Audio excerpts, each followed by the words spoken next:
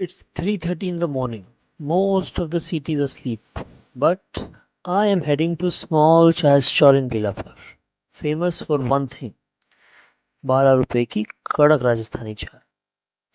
कोई fancy cafe नहीं, no branding, no music, बस एक कड़क चाय, लेमन ग्रास की खुशबू और एक रात की शांति.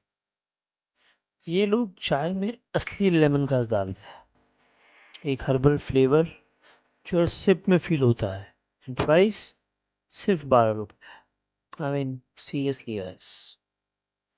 Night shift workers, cab drivers, delivery guys, call center staff, bank staff, यहाँ सब लोग आते हैं.